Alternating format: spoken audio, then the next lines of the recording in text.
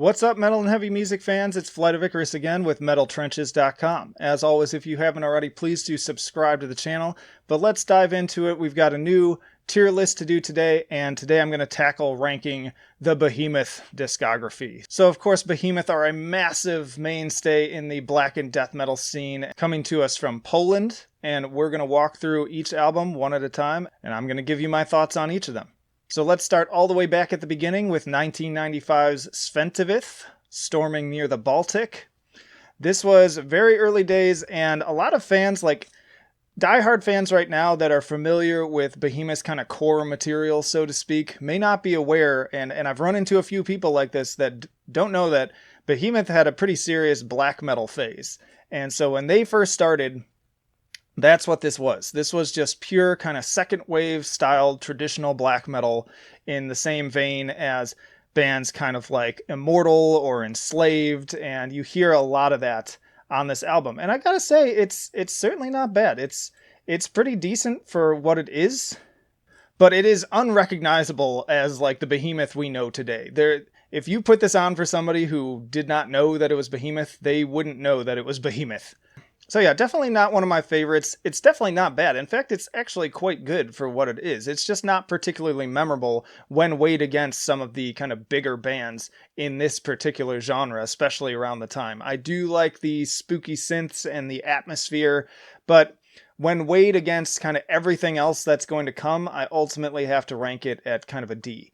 I guess if I'm weighing it as like a second wave black metal album, I'd probably put it at more of like a B or a C. But again, I'm kind of ranking this versus the other albums in their discography. And another theme you're going to hear a lot is, which of these albums do I want to go back and find myself listening to over and over again? And so for that, this hits pretty near the bottom of the list for me. All right, moving on to 1996, we've got Grom, which is, again, a pretty traditional black metal album. This was sort of their last pure black metal album. It's definitely more aggressive feeling, a little bit thrashier, kind of like a Bathory sound on this one with some folky elements as well. It's, again, not bad. I actually quite enjoy the opener of this one, and there's a lot of different elements on it that I enjoy as just a second wave black metal album. But it's just kind of cool to see like their roots in their early days. And ultimately, I probably would go back and listen to this one a little bit more than Sventevith. So I feel okay about giving this one a C. All right, moving into a little bit more familiar territory for probably most of the fans here. We've got 1998's Pandemonic Incantations, which is them moving much more into kind of the blackened death metal territory that we know now. It's still kind of a transition album. I hear a lot more kind of black metal on this one still, but also more death metal than the past two albums. Nurgle actually starts to sound like himself on this one, like you can actually recognize his voice. Pretty cool intro on this one as well. And yeah, just those deeper, deathier vocals, and again, moving into more and more aggressive songwriting. Some people really love this album. I know some diehards out there who will even rank this as their favorite, but for me, ultimately, it's just okay when I'm comparing it to their full discography. So I'm going to go ahead and put that one at a C as well. And of course, these are just my personal opinions, so I'm very interested to see in the comments what other people think, what their rankings are, and I will leave a link to this actual tier list so you can even make your own and post it. All right, moving more into my territory here, we've got 1999's Satanica, and this was one of the earliest albums that I heard from them. I didn't hear it way back then. I was kind of toying with a lot of different types of music back then, so I had to kind of catch this one late. But it is one that I quite enjoy. This is, to me, kind of where Behemoth truly starts. This is where they actually, like, fully sound like Behemoth to me. And yeah, much more death metal production on this one. It's still raw, it's still rough, but it just feels much more like the death metal albums from that time and fully shifted away from black metal stuff. That said, it's definitely a little messy. It's not entirely consistent, but there are some really great tracks on here like Lamb and Ceremony of Shiva that are among my favorites. It's a very important transitional album that really started it all, in my opinion. And so this one, again, it's not one that I go back and listen to super regularly, but when I do, I'm always pleasantly surprised with it. And ultimately, I think I want to give it a B for that. All right, next up we've got 2000's Thelema 6, and I'm about to drop a very controversial opinion that is going to upset a few of you and probably lead to those. There's always those comments almost every video. There's that one person where it's like, I stopped after he ranked this album, this thing. And it's like, cool, bro. I'm glad we can all have our own opinions here. But anyways, Thelema 6, I gotta say, I know some people love this album. I know people who say this is their favorite album, that this is Behemoth's best album. I am just not one of those people. I find this album to be incredibly boring and it just doesn't do a lot for me. Now, I'll give it that it has Christians to the Lions, which is clearly one of Behemoth's most famous songs, one of their live mainstays, a song that I quite enjoy myself too. And then there's also Virvam Sabati, 23, the Youth Manifesto, but ultimately beyond that, it's just kind of meh to me. Like, I just don't get a thrill listening to it. And even when I went back to listen through all these in order again, I just once more found myself even going into it like, maybe I'll like it more this time. I think I liked it less. Something about this album just doesn't connect to me. And so for that, I'm giving it a D. I'm sorry, but I'm not sorry because that's just my opinion. All right, and speaking of that, if I can maybe redeem myself a little bit, because I had a similar reaction to watching Cover Killer Nation's ranking of his favorite Behemoth albums. We're going to go to 2002 with Zos Kia Cultus. If you ask me, this is no question an A album. Like, this is one of Behemoth's first great albums. It's one of my all-time favorites from them. It's the album from them that was like one of the first as I was digging into their discography that I just get completely hooked on it. And Cover Killer Nation ranked this as almost dead last, if not dead last. I'm forgetting now. But to me, that's just criminal because this is an amazing album. But again, opinions. That's his opinion. These are mine. But yeah, I love this album. It's my favorite of the earlier material, the more kind of old school death metal sounding stuff. It's still raw, still taking on those 90s influences, but super heavy, consistently engaging. You've got As Above, So Below, which, what a great groovy guitar hook on that one. I remember catching the music video for that before I dug into the full album and just being like, oh yeah, this is the one. Like, this is the album for me. And then you've got The Harlot of the Saints, Blackest of the Black, No Sympathy for Fools, with the intersection of that endless double bass and that awesome start-stop guitar riff. And then, of course, the title track, Zos Kia Cultus. You can't tell me this is a bad album, and you can't tell me this is dead last. At least for me, this is among their greatest, and again, I'm interested to see what other people think down below. But let's get into one of the big daddies right now with 2004's Demigod. Now this is probably the most listed favorite Behemoth album amongst fans. Like, consistently, I'd say like 75% of the people I talk to, this is their favorite Behemoth album, and it's for good reason. Like, it is the heaviest, it is the most brutal, it's intense, and it has a lot of amazing songs on it, like Conquer All, Towards Babylon, Zool, Slaves Shall Serve, and I'm realizing as I'm recording this how hard it is to say that song title for some reason. But in any case, yes, this is S tier for sure. Like, this is an incredible album, and I'm kind of embarrassed to say that at first I didn't really get it, because it's almost like so dense and so berating, and it just goes to 11 nearly the entire duration. And so it was hard for me to kind of like break in and really understand all the things that were happening. But after a few listens, this one definitely like clearly belongs at S tier. It's got a more modern production too. This was kind of a shift to kind of that more modern phase. Things are a little bit more glossy, a little bit more smoothed over, but what they might lose in that production rawness, they absolutely make up for in just these absolutely brutal compositions.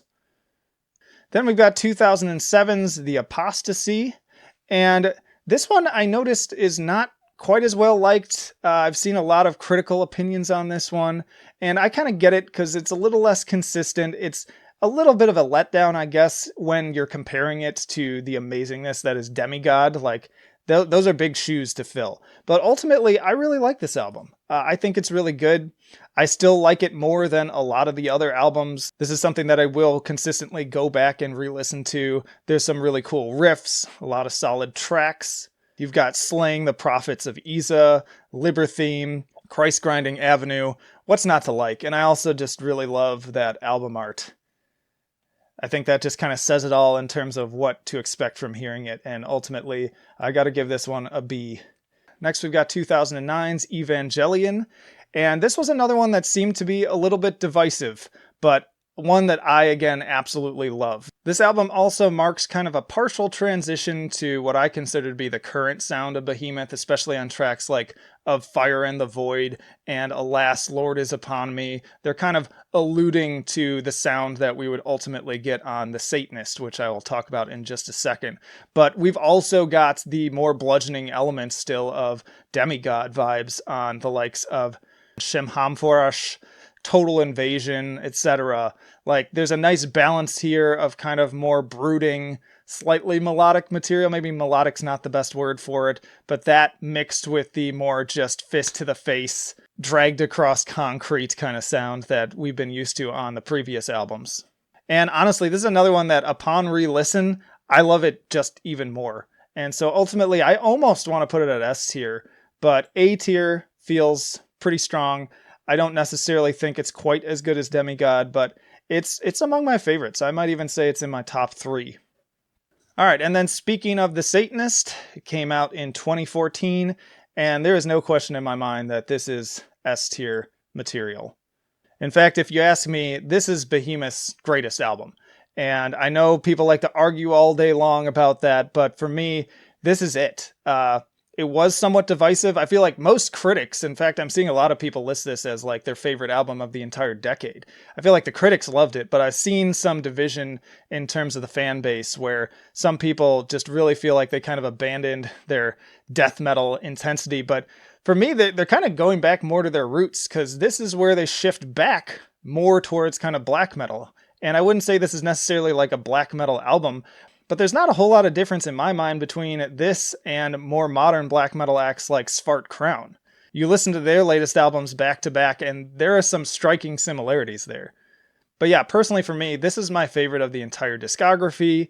It probably is one of my favorite albums of the decade. So many just instant classics on this one, like Blow Your Trumpets, Gabriel. I remember when that track dropped as the first single with the music video, and just being totally entranced by that hypnotic, repetitive guitar riff and the black and white photography, and then it just slowly builds and broods into this amazing crescendo, and the double bass kicks in, the pace shoots up, and it's like this just inferno that just takes over. It's like this slow burn at the beginning, and then the fire really catches, and the whole thing just comes crashing down at that point, and it's just an incredible track. And then you've also got Messe Noir, Ora Pro Nobis Lucifer, The Satanist, O Father, O Satan, O Son. Amazing riffs, more dramatic vocals, and again, it's like dramatic, it's performative, but not corny. Like they come right, like it feels deathly serious. And a lot of times I think when more blackened groups try to take this approach, it comes off as really cheesy for like grown men to kind of get so performative with it, but it works so well here. And that is more than I can say, unfortunately, of their latest album, 2018's I Loved You at Your Darkest. This one steps over that line. To me, I've been thinking about this a lot and the best way to describe it, and it seems appropriate to kind of make a little bit of a Star Wars comparison here, given that the latest movie, the third in the trilogy, just came out. And I feel like this the same way I kind of feel about those newer movies. It's like, it looks like Star Wars. It's got the Star Wars label on it. It's big and glossy. It's big production, and everything about it seems to scream Star Wars. But as soon as you like dig into like the writing and the acting and all the individual elements, it's not Star Wars. Like it's just not as good as the original trilogy. So it's like The Satanist is the original trilogy in all of its glory, and then this is kind of like a cheap imitation. And I had said in my initial review of this that I felt like they went from their best album to their worst. I think that's a little bit of a hyperbole there. The more I've thought about it, and the more I've gone through all these other albums, the more I cannot say this is their worst album by any means. Would I listen to this more than Thelema or their early black metal material or, a lot of this lower stuff? Yes, absolutely. And there are some good moments on this one too, like Ecclesia Diabolica Catholica. If Crucifixion was not enough, Sabbat Mater, solid tracks with enjoyable elements. But this one just feels so cheesy to me, especially those child vocals that crop up here and there. I can't stand them. Like, they're just so irritating. I can stand some bands utilizing that, especially when it's like a boys' choir or something, but this is like just a bunch of kids screaming into a microphone, and it sounds just so hot topic. Like, that's another word that came to mind a lot as I was listening to this album, from just the imagery to the song titles. Really, just the whole package felt like it was trying too hard. Whereas the Satanist just feels like an album that just happened. It just was, and it felt very genuine. And this one does not feel that way at all to me. It's just very corny. It feels like a big drop in quality. And it's got the same production, the same aesthetic, same atmosphere on some level, but it's just, again, it's kind of just feels like a cheap imitation to me. So when I really thought about it, I ultimately felt like a C is pretty fair, because it's not terrible. It's fine. It's better in my mind. I know, again, I'm pissing off the Thelema fans right now, putting this one higher. But I originally would have put this at like F, but I can't in good conscience do that. Upon re-listen, there were even parts that I liked more than I previously did. But it's the only album actually that's not on my shelf right now besides Thelema. And I don't know if I'll ever pick it up. Like, if I see it in a bargain bin for like $5, then yeah, I'll definitely grab it just to complete my collection. But yeah, that's it. I'm just not a huge fan, and there you have it. Those are my rankings of the Behemoth albums. And again, I'm really interested to hear what you all think about this and open up more of a discussion, because this is just my opinion. But that having been said, this is Flight of Icarus signing off. I will see you in the trenches.